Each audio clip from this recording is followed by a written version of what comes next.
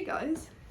So today I want to be talking about a few things that I've learned in my life recently, some stories that keep coming up, and I just think that they're important to share.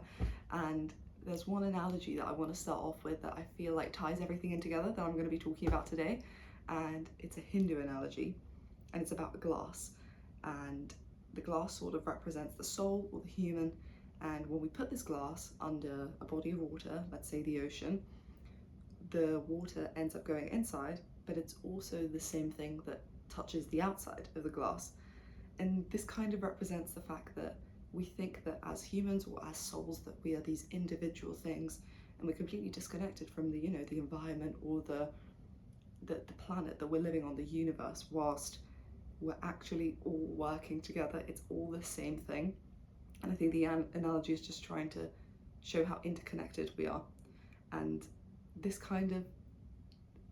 links to what I've been thinking about recently, and one of the first things that I want to talk about, which is how when the universe thinks that you're ready for a lesson or to learn something, I think it presents you an opportunity to do it. And I think this is a really useful lens of making the best out of a hard situation. So let me give you the example and the story of my life, where currently I'm in fourth year of medical school, and this is also my second degree, so I've been studying a long time, and I think that the academic burnout is starting to kind of kick in, and I think a lot of people would have thought that it would have kicked in quite a while ago, but I quite like studying, to be honest, and I think it's more that I'm excited to just start making money and having my own living. But regardless, anyway, fourth year is quite challenging, and it's presented with challenges in different ways. In terms of hospital, we're going every day. It's more of like a daytime job rather than just a university placement. It's more intense, there's more to study. And as you get closer to actually becoming a doctor, there's more pressure on your mind of, am I going to be ready?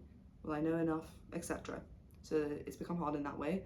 On top of that, socially, things have also changed, as they do for everyone every year. You live with different people, you have different priorities in your life, people go, people come. A lot of friends that I made last year aren't in the city anymore. So it takes a lot of adjustment, and a lot of work that you put into things last year, you might have to start over in the new year, which can be difficult. So it's been different, essentially, and not necessarily in a bad way at all, but I think change is always something that I struggle with. And when this change kind of has all come all in one go at me, I kind of noticed that I was spending a lot more time by myself than I usually do. Last year I was very social, I was going out constantly, probably because I was newly single, and I was just constantly around people, whilst maybe because I'm commuting more and having to work a little bit more and concentrating on sort of bettering myself in terms of going to the gym and stuff, I'm by myself a lot. And before last year, I remember my flatmate, she said to me, you look forward to those peaks in life, those big moments, but those in-between ones you really struggle with. And I was like, that's so true. I was really, when the Sunday afternoon came, I really struggled. I didn't like it at all. I always wanted that big thing to come about. And as I've been spending time by myself, at the beginning it was like a resistance. I was like, I don't like this. Why have things changed? This doesn't work for me. But then I sort of reframed it and thought, okay, well, for some reason, maybe this is the time that I have to learn this lesson.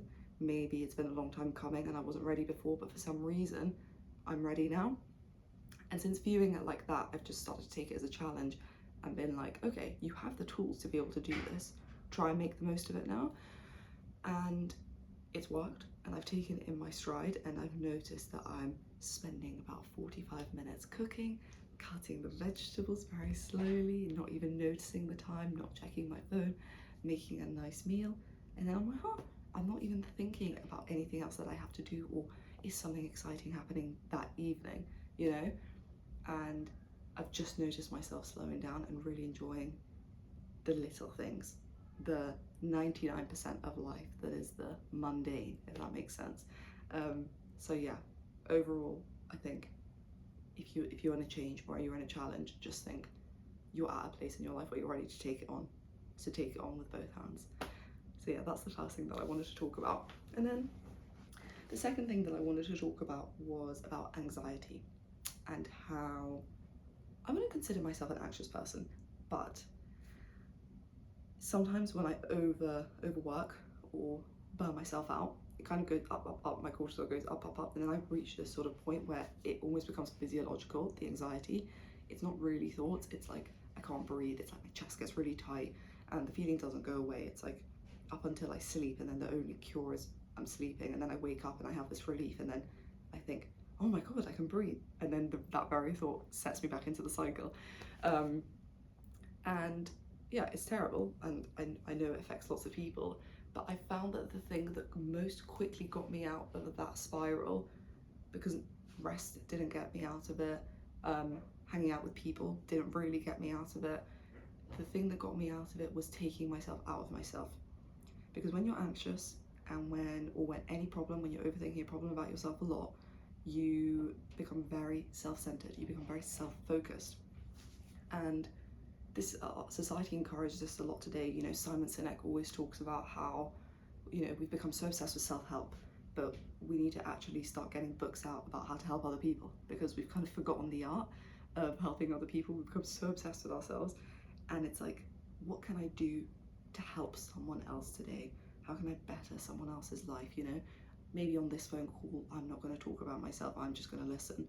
Maybe I'll go out of my way and help that one person today, even if they didn't ask me to, or maybe I can try and organise something for my community, you know. And I think I started looking at these three things, sort of, and, you know, I've got a society called Mind, Body and Soul where we do wellness stuff at the university. So for me, when I do that, I do get a very big sense of purpose, because I feel like even if it's a few amount of people, I'm like, this has helped someone leave their house and engage, and I've organised that, you know, so that makes me step out of myself.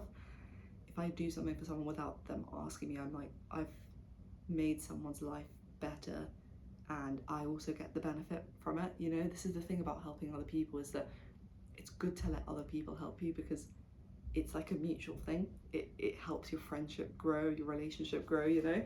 So yeah, being other-centered is one of the best things. I mean, and you see it with, you know, alcoholics and all those, you know, addiction circles. Like in AA, one of the things is, you know, what's your service to other people?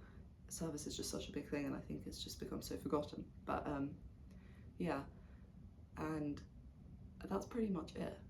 But next week I want to talk to you guys about how, when I reach those sort of peak anxiety levels, how I know like what my body's telling me, and how I begin to process the emotion and sort of get it out of my body, because it's so horrible when it's stuck. But yeah, I hope that you guys got something out of that, and yeah, I've enjoyed sharing these little bite-sized nuggets of stories and lessons. So yeah, thank you guys.